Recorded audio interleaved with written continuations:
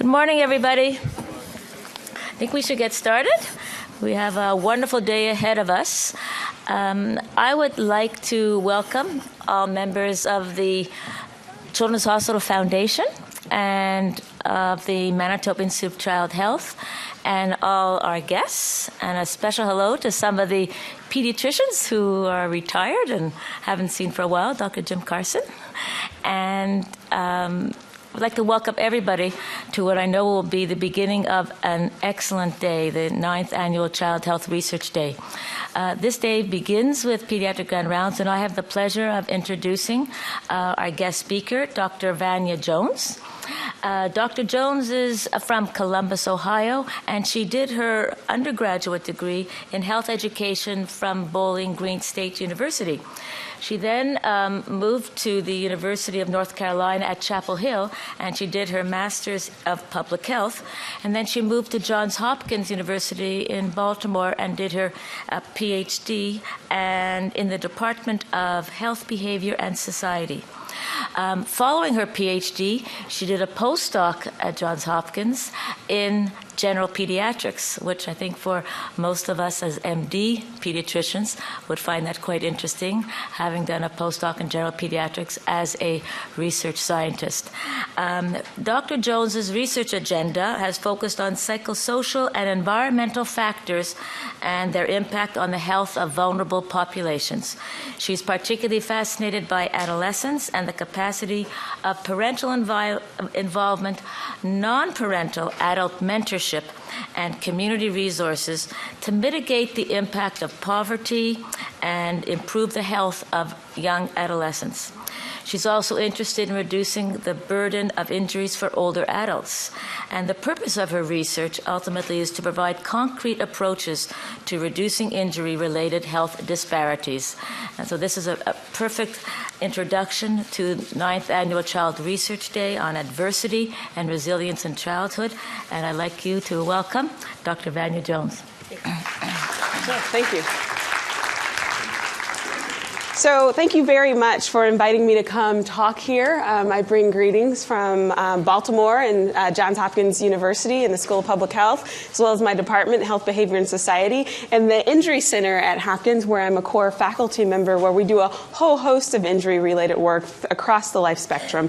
I'm happy to be talking about a topic that is near and dear to my heart. It's something that I've been doing. It's what I got my what I did my dissertation work on, and I'm going to talk a little bit about some of that work and the work that I did my postdoc on, and I'm talking about that and some stuff that I have coming up, which I'm interested in hearing your opinions about and seeing how you can sort of help inspire me to move some of this work forward. So I was asked to give some learning objectives about this talk, and I think that's a really helpful way to tell you where I'm going with this, and so you can have a roadmap as we go there together. First, I'm going to describe youth violence from a public health perspective. I'm going to introduce the ecological approach of behavioral intervention, and then I'm going to explore youth violence using the ecological approach. So why should you be concerned with violence? Why should public health? Why should pediatrics? Why should we care? And I hear I'm talking to an audience of people who are already interested in this topic, so I'm glad I don't have to convince you, and maybe we can have a deeper discussion about this issue. But first, is violence is a major reason for youth not to live up to their potential. This includes missing school. This includes not doing after-school activities. These are the things that we want young people to do to become productive adults in society. They also can suffer a severe injury, one that will follow them through the rest of their lives, or worse, die, which we know from potential years of life lost. When you lose a young person, you sort of lose a lot of capacity in a community and a lot of power for communities. I also want to point out that homicide in the United States is the third leading cause of death among 10 to 14-year-olds, and the second leading cause of death among 15 to 24-year-olds. And this is a graph that the Center for Disease Control and Prevention puts out. I'm sorry that the reference cuts out on the bottom for you. But you'll see all of those colored boxes. This is the one time I'm going to stand on my injury platform, and then I promise to get down.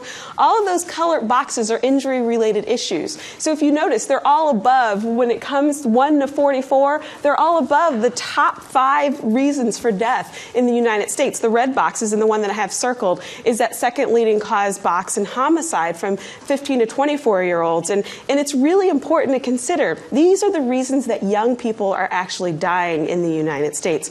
I am going to spend my time talking about the United States because that's where I do my work, and more specifically Baltimore. So you're going to get a lot of insight into how Baltimore works. But I think there are some things that you can find transferable. One thing we know is that 5 out of 6 people in the United States will have some exposure to violent crime at least once in their lives.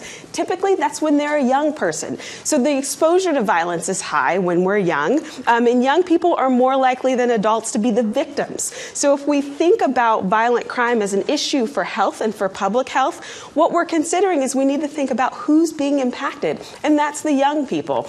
Most young people tend to know their offenders, which allows us to consider what's going in the context of their environment. How are they navigating in their environment? Who's in their environment, and how do they deal with those people? When I'm talking about violence and get into more of the research that I'm doing, I am not talking about child abuse. I'm not talking about sort of abuse from adults or kidnappings. I'm talking about child-to-child combatants. So this idea that they're actually fighting each other more than they're fighting anyone else. What we know is that youth violence has been, from arrest records and hospitalization records, has been on a steady decline. There's been some great work out there that says, some of these big objective measures have been going down. But one thing that we haven't seen go down is when you look at large national surveys of youth violence, those have remained at an all-time high over about the last 10, 12 years. So while these other measures are showing some really good news, there is a really clear measure that's not being as promising, and that's what kids say they're actually doing. One of the forms of violence that I tend to spend a lot of time looking at is fighting. And the reason I spend a lot of time looking at fighting is because there's some understanding that fighting is considered to be a possible predictor for other forms of violence. This predictor is still kind of fuzzy. We're still looking at the pathways, but it's this idea, if you know middle schoolers, so this 10 to 14-year-old age, that they tend to be kind of physical with each other. It happens. That's kids sometimes, they're trying to negotiate for how to use their words and how to use their skills in solving conflict, but sometimes they get into a fight, and that happens. That's adolescent limited behavior, and that's something that we're trying to help them grow and become, sort of more have their abilities to deal with conflict, but we know that that sometimes happens, and that's what we're dealing with. The issue is, when does a kid fight a lot? When do they fight too much? Or when do they fight so much that they put another kid in the emergency room? Good thing is, that doesn't happen very often. The bad thing is, that kid's clearly indicating something else. So we know that can happen, and we call those children potentially life course persistent. So it's this idea that violence happens in adolescence, we need to deal with it, we need to curb it, but we don't want it to continue out of adolescence because then it's a bigger problem. The other thing that we know about fighting as it relates to violence is that it's the most likely thing that a child's going to do when it comes to engaging in violence. They're going to fight more than they are to carry a weapon. This is a graph that I think is really interesting and sort of brings home a couple of points that I was talking about. It's from the Youth Risk Behavior Survey. The top graph looks at fighting. The bottom graph looks at weapon carrying. And you'll see this is from 2001 to 2011.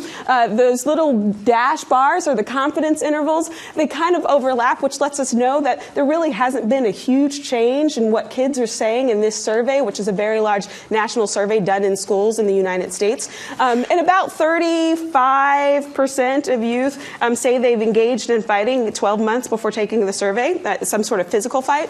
The bottom one is weapon carrying, and I put it up there because while youth do carry weapons, it's almost half, not quite, but almost half, but also has remained at this consistent level over the same time period. When we talk about violence and we talk about any health issue, it's really important to realize that it doesn't affect everyone the same way. And in the United States, we know that there are significant ethnic disparities when it comes to violence.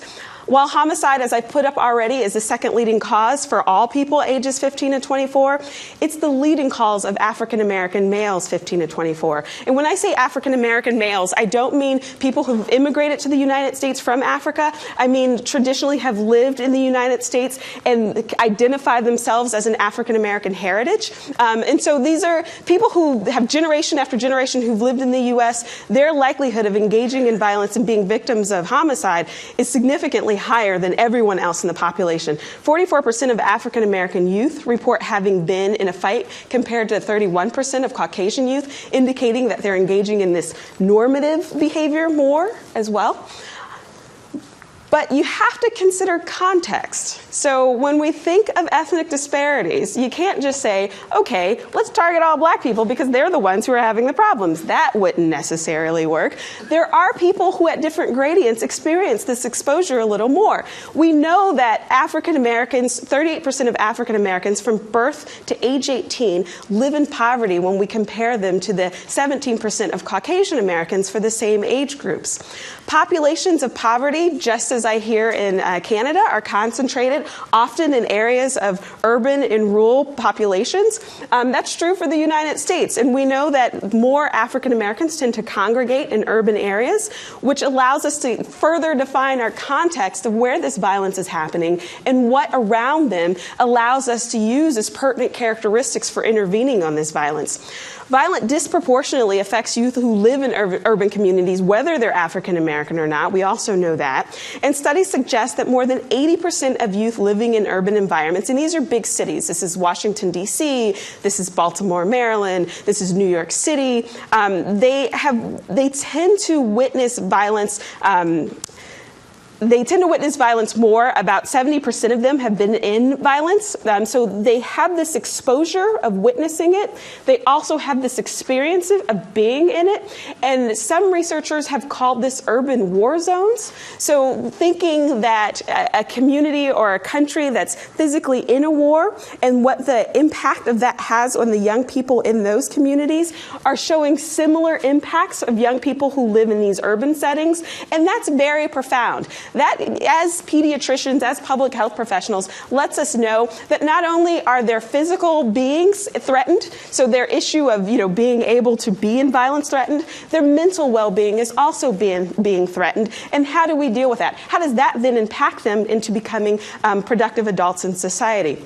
I want to continue talking about context and put up this graph again, but this looks at the state of Maryland and Baltimore. So if the top bar is the state of Maryland for fighting, the very top graph, and what you'll see is that that confidence interval is really wide, and it includes the bottom bar, which is Baltimore, the city itself, and if you see the percentage for Baltimore, it's 42%.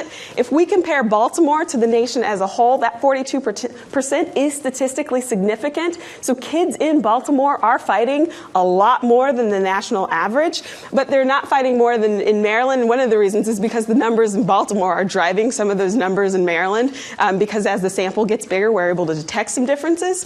And I wanted to point out the bottom graph, which is weapon carrying. And this is the first time that I showed you a graph that for weapon carrying, 20%, over 20% of the youth population indicates that they're carrying a weapon. And this includes guns. It also includes clubs and knives and other things. But pointing out that in context, there are behaviors going on for these children that they're reporting much higher, much more dangerous than the nation as a whole. So now that I've set up context, I want to talk a little bit about the ecological model. Are people familiar with the ecological model? You turned down the lights on me, so it's hard to see hands. Can I just get a little wave if you're familiar with the ecological model? Okay, so this is a little new for a lot of you. Thank you. Thank you for the lights. That was fantastic. It was like magic. So that center circle, so this is the version, if you look up ecological models, there are lots of versions of them, lots of different labels. I chose one that I think is really easy to convey and really easy to talk about.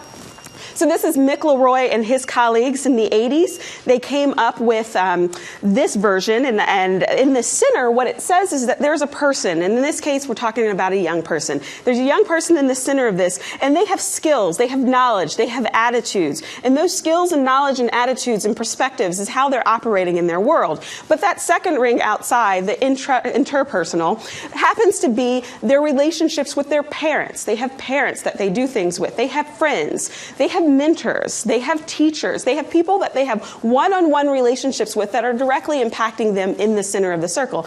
That occurs within organizational settings. So teachers operate in schools, kids go to schools, schools have rules, schools have regulations, schools have norms that may not be written down that a child also operates in. They have pediatricians, they have clinics they go to, those clinics have services.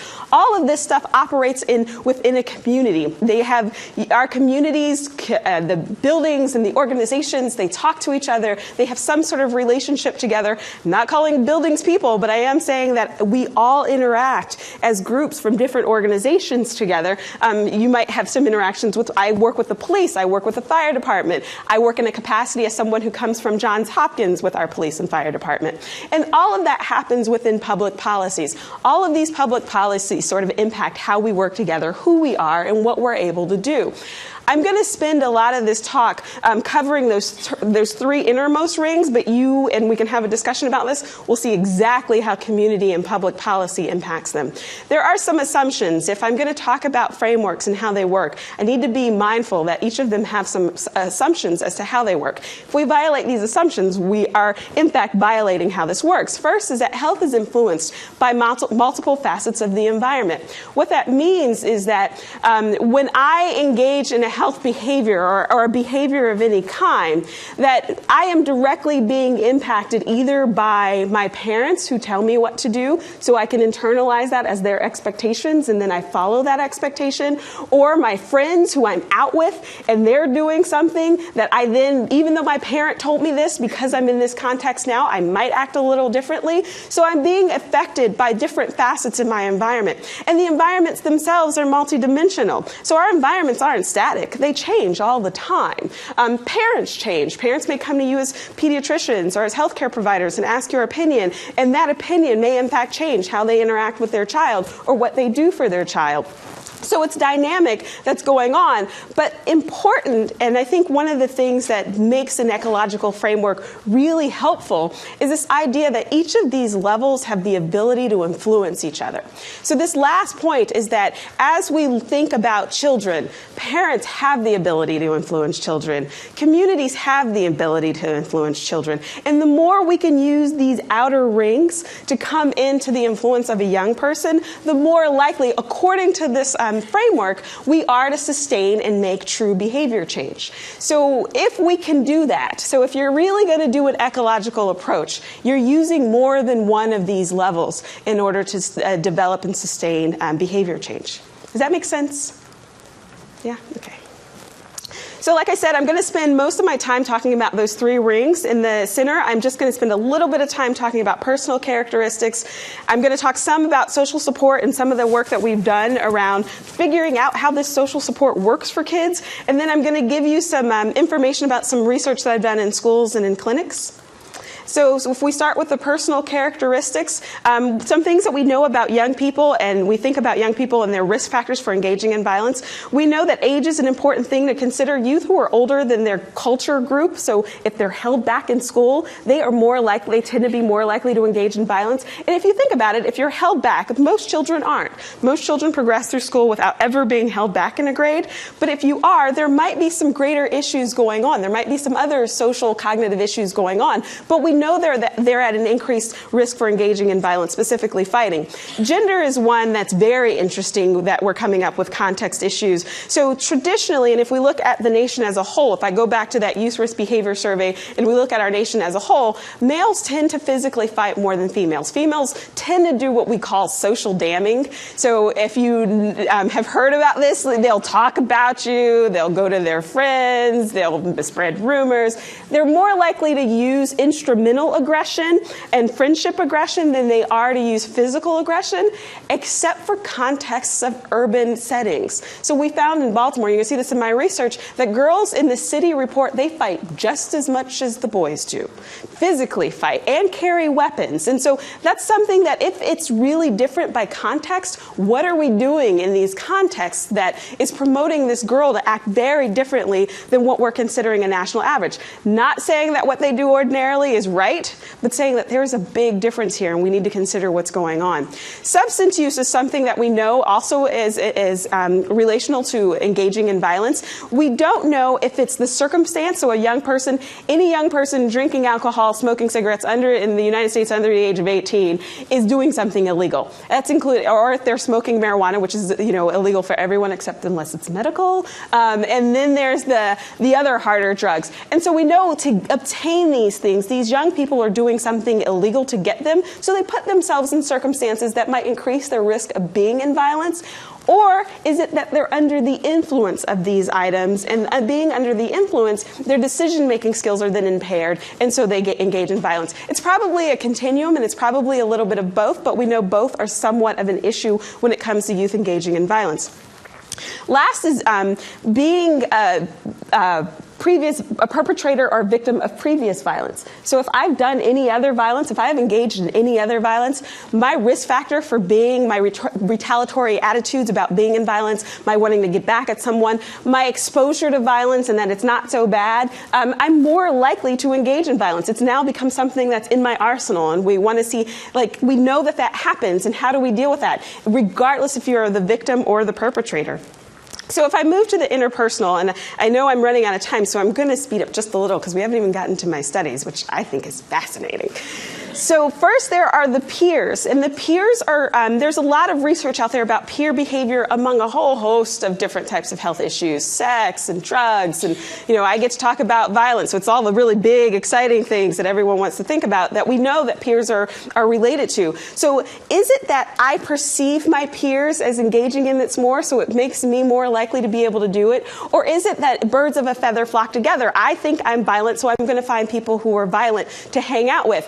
It's probably what I'm seeing and what I understand from the work that I do, a little bit of both. There's sort of this continuum of how you learn about violence. And then there's some work done by Tom DeShawn that talks about peer group effect. So even if I'm not violent and I'm not engaging in this behavior, if I have a sphere of peers around me who do, they kind of train me to be able to do that I can learn those things, and that some of the work that he's done says, if we're not careful and we leave children up to their own devices in a way that we know can escalate violence, they might escalate violence because they're being taught how to do it, the same way we want to teach them math or science or anything else we want them to be able to master. So parents, who when I first started this kind of work as a doctoral student, the last thing I wanted to do was talk to parents. I was like, oh my gosh, parents are so hard to work with. And I will tell you now, while parents can be a challenge, they are in fact part of the key. They're a big part of the key. What we know is that parental involvement, whether it's academic involvement or social involvement or however they're involved, is highly correlated with the youth not being engaged in violence. So if they're highly involved, the young person is less likely to engage in violence. Parental acceptance of violence. And I don't like that label in part because I've spent a lot of time talking to parents. It's not that they accept violence, it's that if under any circumstance their child thinks that they will endorse a violent act, they are more likely to engage in a violent act. So it's not that blanketly they're like, go out and, have a good time beating up people. That's not what they're doing. What they are in fact saying is that we live in a dangerous community. I want you to protect yourself. And we will hear some about that in a little bit. And then parental communication. Telling your 12-year-old when it's appropriate to fight under all the circumstances that would happen is a really hard thing to do. It's something that we've spent a lot of time talking to parents about. And so while I have some research right now that asks parents about wearing seatbelts and engaging in fighting, kids clearly understand when their parent wants them to wear their seatbelt. They know when they get into a car, whether it's the back seat or the front seat, what their parent wants them to do. That's because it's simple. It's really easy. They know it. They can do it. It's a simple behavior. Parents can convey it very easily. Engaging in fighting, whole nother story. So it's one of the reasons that I started working with parents is because I realized that the children were looking to their parents. And that's the first thing, this first study that I'm going to talk about is a qualitative study that I did with some parents of sixth graders in Baltimore. And during my dissertation work, I was a mentor in a public school in a randomized control trial. And I would go in and I would work with these fantastic young people. And then someone would disappear and I'd find out that they were they had been suspended, and they'd come back, and I'd say, what were you doing? And the kid would say to me, well, so-and-so knocked such and such off my desk, and, they didn't apologize or pick it up, and that's disrespectful. And I'm like, you're 12, what do you know about respect? And they would say, well, my mother told me never to be disrespected. Well, did your mother tell you to get in a fight because a pencil was knocked off your desk? Well, that was disrespectful. And so I would have these conversations until finally, over several years of having these conversations, I said, you know what? I want to actually go ask parents. What are you saying? Are you saying beat up someone because they knocked the pencil off your desk? Like, are you actually saying that? Because that's what I'm hearing from your kids. So a subsample of parents who had enrolled in the Steppin Up youth intervention that I'm going to talk a little bit more in a minute, Between 2002 and 2006, which was a randomized control trial funded by the National Institutes of Child Health and Human Development, we were able to enroll a subset of youth for a reason, and I'm going to tell you in a minute what that reason is. They were all in 6th grade, but I was able to talk to their parents. And we had originally tried and do a parent intervention, and it was disastrous. So we had, I'm going to give you some information from the first year. The first year we had 4 parental sessions that we held for parents to come and engage with. We also had a parent survey. In 4 sessions, how many parents do you think I got to come out? 3. I got 1 from the first 3 and no one come to the 4th one. And I would stand there and we did things, thank you, like provide childcare. We had activities for other kids. We had dinner. We had transportation. And it was, what are we doing wrong? And so in some of our issues, we realized engaging parents, A, is very, very hard to do, but B, is really essential because that's who the kid's telling us that they're listening to. And so what I wanted to do was elicit parent elicit what parents were telling their kids about fighting and describe their communication around fighting with their early adolescent child. I think that's a cue. I need to take a sip of water. So we did structured, in-depth interviews. We did 44 of those. And the interviews were audio tape transcribed and coded using Hyper Research 2.7. And we did use grounded theory as our framework for analyzing these data. The questions that we asked loosely were, what do you think about kids fighting? What do you tell your kids about fighting? What do you believe your child thinks about your expectations on issues around conflict and fighting? So we sort of broke that down for parents. But that was sort of the big thing that we wanted to get at is, do your kids know what you want them to do and what are you telling them? So most of the people were women. We had a lot of mothers and grandmothers, and as you see, we actually had overwhelming number of mothers. The mean age of the mothers typically were 38. 44 as the large grouping were never married, but there were some who had been separated, divorced, widowed, and were currently married. So marital status is something that we're often talking about as something as a family structure. We spent, as a side, we spent a lot of time asking kids, who do you live with, and realized that was a really hard question for them to answer, because they do live with so many different people at so many different times. So I would love to tell you a story about that, but I want to get through this. The qualitative results came up with parental concerns about their role in reducing violence, communication mechanisms with their children about fighting, environmental influences, and what messages they actually said to their children. First, they told us that they had some responsibility, and they were aware of that they had some responsibility, as this quote, parents are supposed to do something. They were most concerned about the pervasiveness of violence and their limitations to reduce it.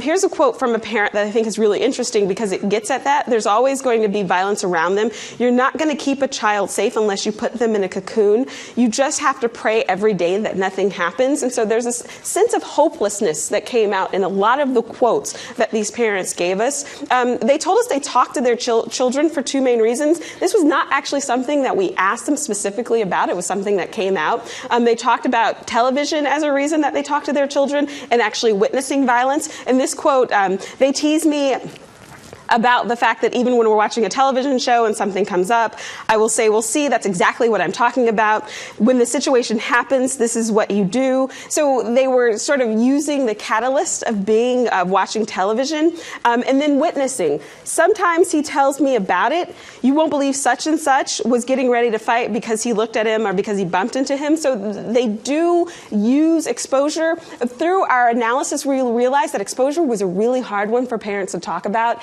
It was always something, they gave us a lot of examples that were really simple and really benign, but they wouldn't talk about, like one in the neighborhoods we went in and talked to a couple parents, that like a couple days before there was a shooting.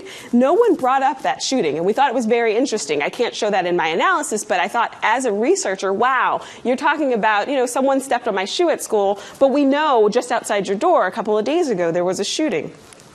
So environmental influences was something that parents discussed a lot, and they talked mostly about them when it came to challenges. There were very few positive things that they talked about in the environment. First were peers. If they're around certain people, they're just going to.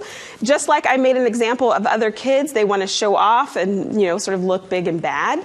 And other adults, I've had trouble with the neighbors up in the next block. They were fighting with my granddaughters. These parents just don't listen anymore. And this one I thought really struck me to my heart because we were working in the schools and could help me understand. This was one of the first times that really helped me understand the relationships that some of these parents had with the schools. This quote is, I saw these children fight. That teacher was telling me, let them fight. You expect me to see people's children fight and you're not going to do anything? Come on, you're supposed to be taking care of these children. You don't tell them, you don't tell people to go fight. So it's this idea that as I got to know, one of the reasons that we got to find out why parents didn't come to our sessions is because their relationship with the school was really complex.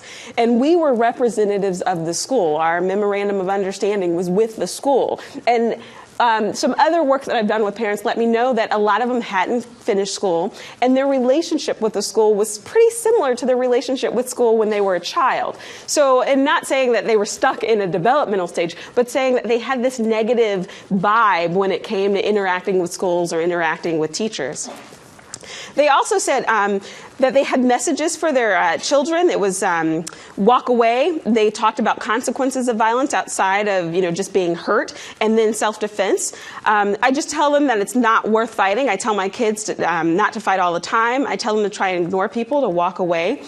For consequences of violence, I think this one's an interesting one because while it conveys that you will be punished, the way it conveys you will be punished is that I'm going to knock your head off. So while there's probably some mixed issues going there when using a threat of violence to curb violence, but it is something that a parent said to us. And then there was self-defense. These are things that I try to instill in her, not to be pushed around to the point where somebody knocks you down or somebody hits you. I want her to defend herself. And this point, I think, is really interesting and sort of highlights everything that I was talking about, this complexness. Woo, kids are provoking and provoke you. Man, you don't know other choices. There's no way out but to defend yourself. I call it defend yourself. Maybe even get on my face and try to walk. They said it. And then right after they said it, they're still going to come and attack you, so you have to fight. So there's that big but. I said walk away, but.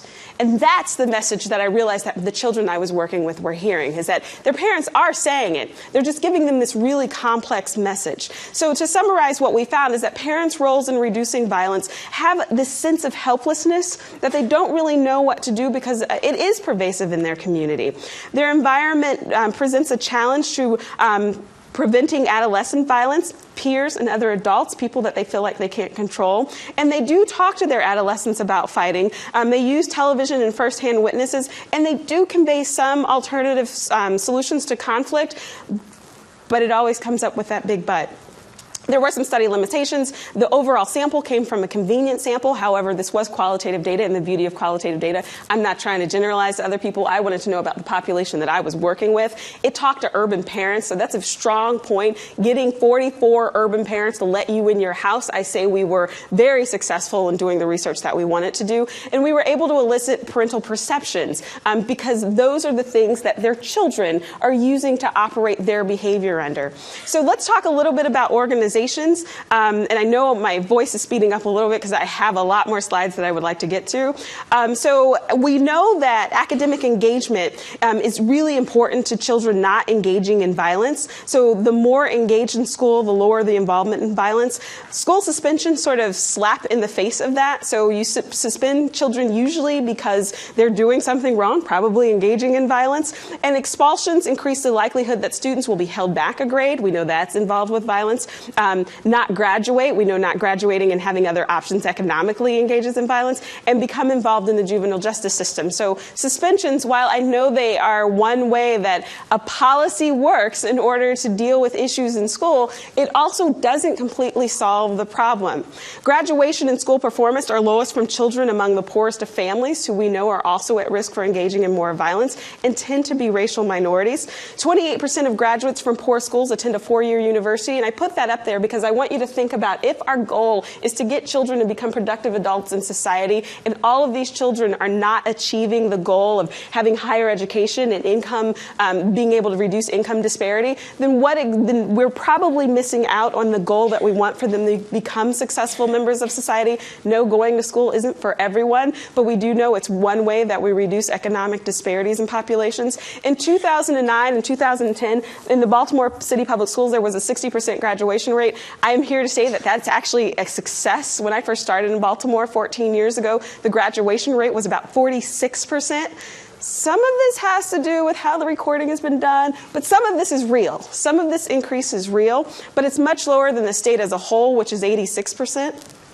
So the study that I'm going to talk about is the research that I actually completed as a part of my dissertation and continued on as a postdoc, and it was fighting among early adolescent African Americans who attend schools on probation for persistently dangerous status. So in their wisdom, the federal government decided to tell school districts, we want you to label schools that are considered persistently dangerous, and this is schools that put a child at greater risk for violence. And they threw it out there, and what they said is, if you have persistently dangerous schools, you have to give them a probationary period. If they become full persistently dangerous schools during this probationary period, you're going to lose federal funding.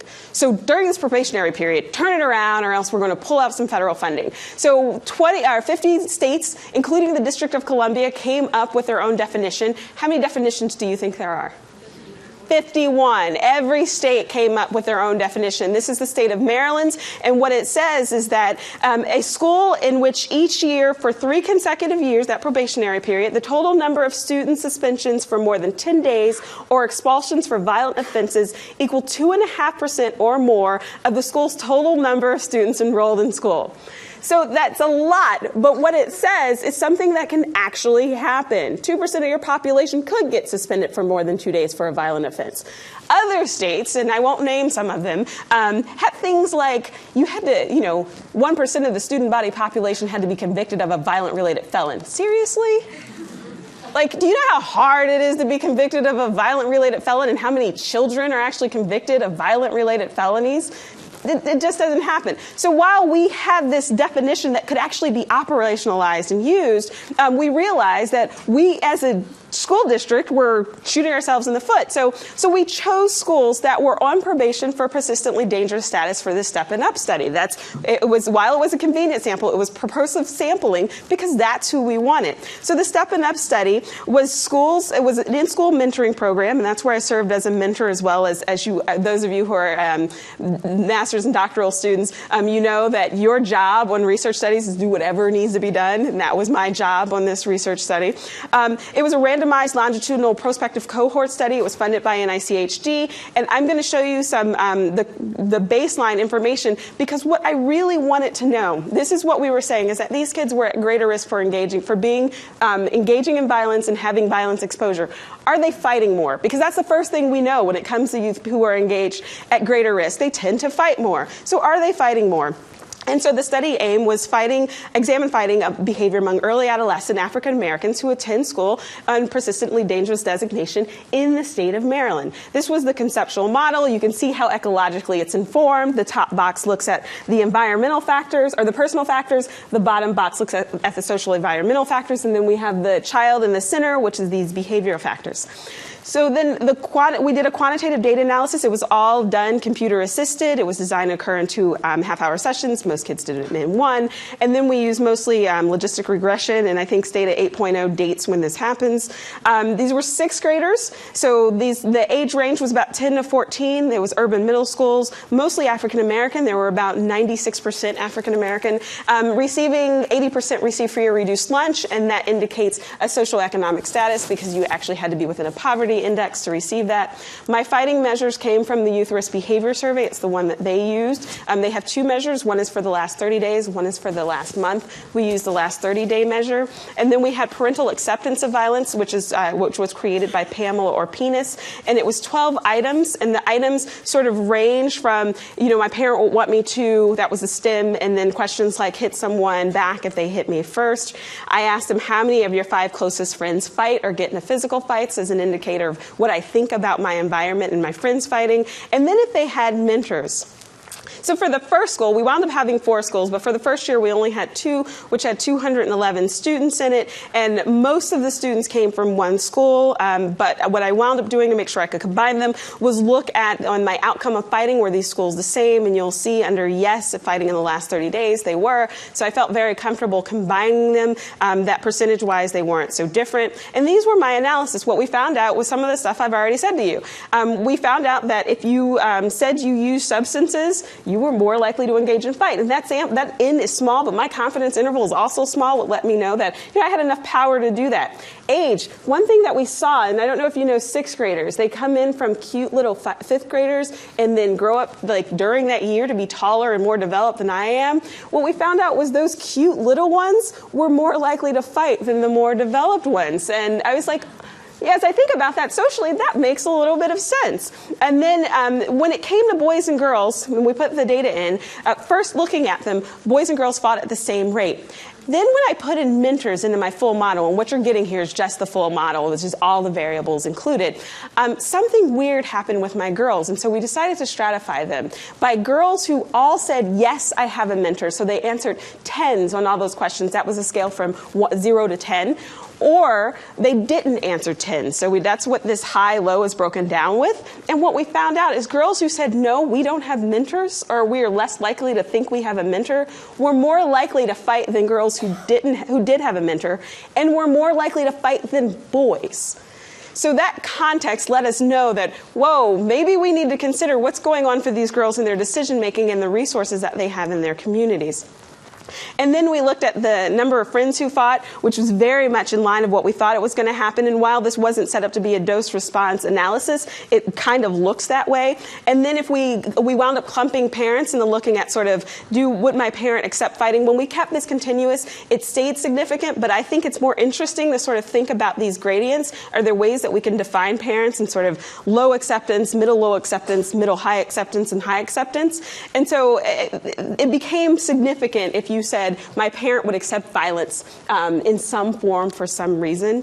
So 41% of students fought, which was no more than any other child in Baltimore City. So while it was common, it was no more than any other child. Peer fighting was something that we found that was significant for us. And parental acceptance of fighting, or sort of parental endorsement under certain circumstances, was important. We also found that mentors were really important, especially for those girls. And we know that when students lack proper supervision and guidance from adults, they appear to be at risk for other health issues, including violence. And the absence of a role model has been linked to drug use, sexual promiscuity, and a violent behavior. And for some of the follow-ups, and while the research on mentoring is still pretty new and not as rigorous as we would like it to be, we do know some of the follow-ups suggest that those who don't have someone that they identify with as a child, they're less likely to have stable employment in life. And mentoring can help develop certain concrete skills to negotiate your environment, like self-esteem and knowing what you should and should not do, and governing yourself that way. And it can be cost effective. As someone who's currently starting a mentoring program with Big Brothers and Big Sisters of America, we're enrolling assault-injured youth into mentoring from the emergency department, and we're currently under works with Big Brothers, Big Sisters. I say the cost effectiveness part with a big caveat. So if we can get well-trained mentors and a program that's stable, it can be cost-effective. Not always, that I'm learning right now. If you'd like to read more about this research, there is a publication out there. There are some limitations. This was self-reported data, mostly from the children. We tried to interview parents, but as I told you, that was a challenge. It was cross-sectional, so all the issues that go with cross-sectional, I'm only talking about associations here. And it was a convenient sample, but it was purposive sampling. I wanted to know from these kids in these schools what their experience of violence was, and that we found out that youth in persistently dangerous schools didn't fight any more than youth who are in Baltimore City. So maybe all schools are under that label, or that label needs to go away. Youth perceptions are very important in doing some of this work because there isn't a lot around early adolescence. There's a lot of literature out there around older adolescents, so high schoolers, not nearly as much around the middle school ages. And when I did this study, what we wound up doing was realizing working with the school was really hard. We couldn't get parents to come in. In one school, we wound up with 4 schools. In one school, in the 4 years we're there, we had 6 principals. And what that meant for us is every time a new principal came in, we had to get a new memorandum of understanding from them, which was a legal document. So we had to go to Hopkins Legal, we had to go back to the school, and there was all these issues. And so all of my partners happened to be pediatricians, and we sort of said, you know what we know? We know clinics. So let's try and work with clinics. And well, we know school's important and we know clinics are important. Let's consider how we can use pediatricians to do this work. And not use in the sense that we wanted you to do it, but capitalize on that relationship. Because from some of my other work, one of the things that we discovered is that parents look to pediatricians for everything. They think you have the answers to everything. So all things child. You're the expert, and you're the people that they come to. And so we thought, well, let's try and capitalize on that relationship because they also go to parents. We have some research out there that they go to parents or pediatricians for safety. And pediatricians have a unique relationship in that they cross socioeconomic lines. It's not that you have to be good in school. It's not that you have to be on this good Miss Social team or you have to do this thing. You deal with everybody. You have access to everybody. So let's go into schools and see if we can do something educational. And so this is the Healthy Future Study, and the Healthy Future Study was really a study that we put in a clinic to see if we could deal with motivational interviewing and future orientation. And this is the model, and future orientation is this idea that I have something that I'm going to be when I grow up. One of the items that we asked is, are you going to live to 35? There's been some research around this that when young people don't think they're going to live to 35, a lot of times they do a lot of risky behaviors early on.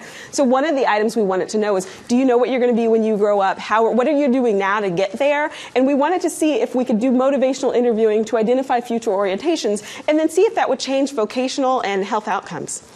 So our research question was, is a motivational interviewing in a clinic setting feasible?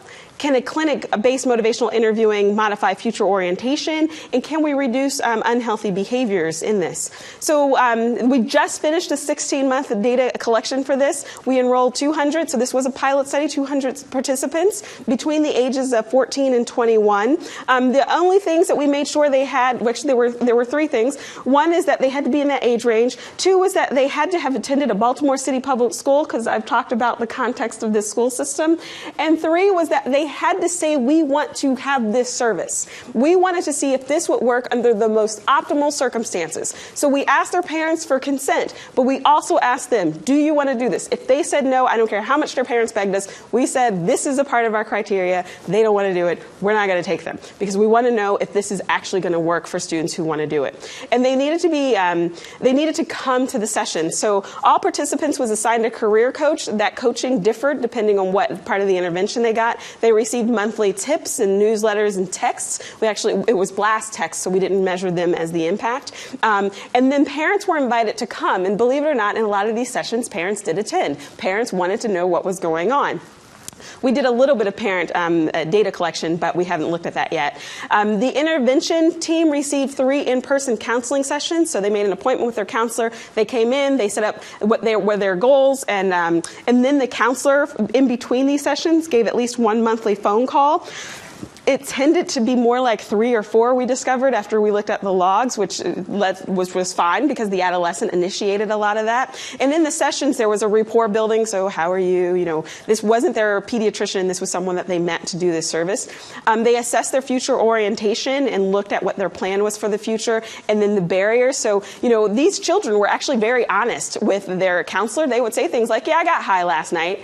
And then it was the counselor's job to sort of talk about, so how did smoking marijuana last night, how does that help with your orientation? How does that help? How does that move you along? And then we wanted to see if they did any of the tasks that we set up for them. How am I doing on time? I have 5 minutes. Okay, so what we found out was that from our intervention group, I'm just going to go to our findings, is that we found out that they've learned more about career knowledge, so what they needed to do to be in their career, and then their vocational situation, what skills that they need to build in order to be a successful person in their lives.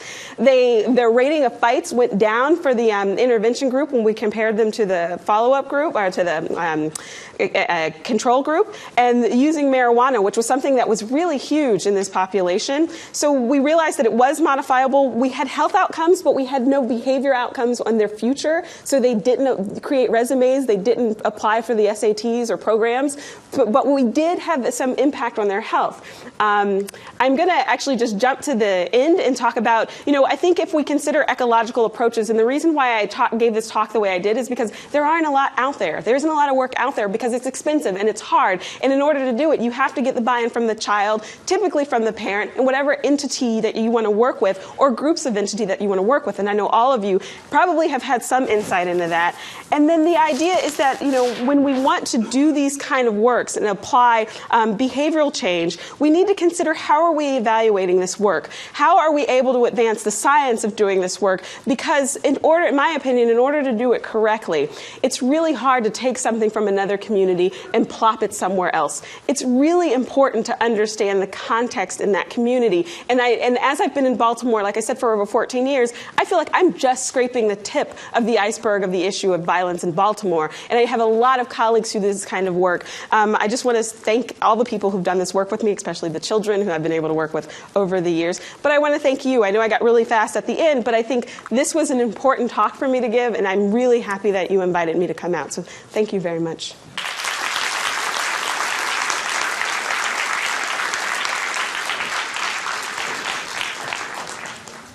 Thank you very much, Vanya. I didn't want to rush you, but I know that there are probably many people who have comments. And I know we lose transmission at 9, so I'm going to ask if there are people from the other sites, not all who are project here, who have any comments. So please come to the mic at your site. If not, I'll start with questions here. Dr. Gerard? This is a really important subject. Manitoba has the highest violent crime severity index of all of Canada, and we're not just a little bit above most provinces, we're 2 or 3 times, so you've come to the right place. Thank you. Now, one of the things that I've been very concerned about is the role of certain nutritional deficiencies in violence, right? 2 essential fatty acids for normal brain function are eicosapentaenoic acid and icosapentaenoic acid, which are found primarily in seafood. And there's now a rather large body of evidence which all points in the same direction. One is that these deficiencies are much more common than we generally realize. 2, that when they are present, that they impact learning, cause learning problems, behavioral problems, and violence in children and adolescents and in adults.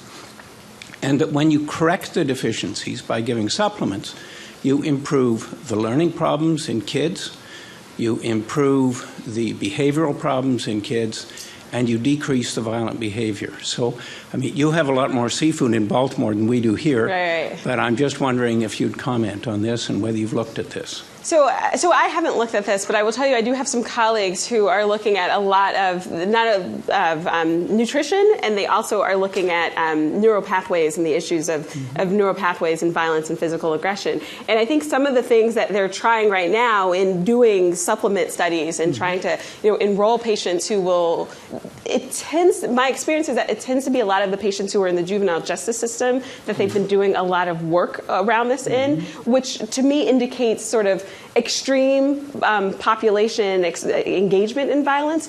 And I think anything that we can do to deal with all the ends, the spectrum, the extreme, as well as those that the work that I do is sort of the normative violence in adolescents, is helpful. So if we consider that context of the ecological model, anything that we can do, and I didn't talk about working with young people, so I'm really glad you brought that up, because there's a lot of ways that we can deal with that, and some of it is biological. And I think that's the combination of the way science is going, is what are the biological implications on behavioral outcomes, and what are the contexts, and how do we work them together. So I think that your point is right on, and I'm glad you brought it up, because I didn't talk a lot about that. I didn't talk about the individual. Yeah. Thank you. I think when we're looking at the youth justice system, we're kind of seeing the tip of the iceberg. Right. And we need to look at the broader context as well. Okay, Thank you so much.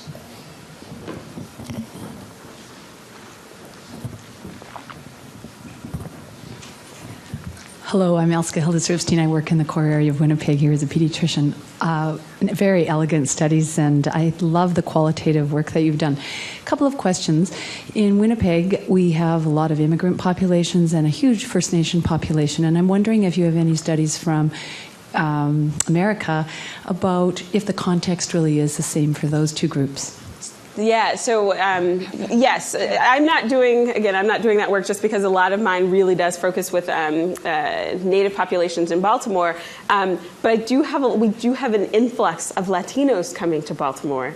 And that's sort of, if I can get some analogous experience. And some of the work that we've done, not only is language an issue, previous culture and immigrant status is also an issue. And so we realize that when there are violence that occurs, even in the home, people are less likely to report it and seek services for it, which trickle down to how children deal with issues when it comes to school. So a lot of those children, I don't do a lot of bullying work, but I do know a lot of those children in the bullying literature are unseen people because it's not reported. It's not something that's gone to. So their experience of engaging in receiving services or having supports is way more less than even these children that I'm talking about because of all these additional contextual variables that they have to deal with as immigrants, and language being one of them. So hopefully I'm getting at your question. It's an even more complex issue. I mean, I hope I presented a complex issue to begin with. And then you're adding even more layers that we are just now starting to deal with in Baltimore. Can I add something to that? Yeah. So I'm Carolyn Snyder. I'm presenting after this. Carolyn, you could use the mic on the other side. Because they can't stand on the other side. Sorry. So I'm Carolyn Snyder, presenting about some of the initiatives we're going to do here in Winnipeg. But yes, the issues are very similar amongst our First Nations populations and our newcomer youth. Fortunately, Vanya and I talked last night, and she's talked, you can almost translate some of those words to First Nations and newcomer youth, where she talked about African American people. So yes, definitely. Thank you, Carolyn. Feel free to chime in. I have just one other observation. I think it's very interesting that in your parents were stepping back from the schools, and you identify pediatricians' offices as a good place. And I guess I'm wondering if that's going to be feasible in our healthcare setting, because we don't offer as much primary care. People will look to their family doctors or health centers, or if we have some other way to reach people. So I think what that did for me was it was a light bulb moment when we were having all these discussions about, oh, you should work in the schools, you can work in schools, and realizing, oh my gosh, the schools pose a bigger problem for us. What it says, it might not be the same healthcare provider that we identify, but who has this kind of relationship here?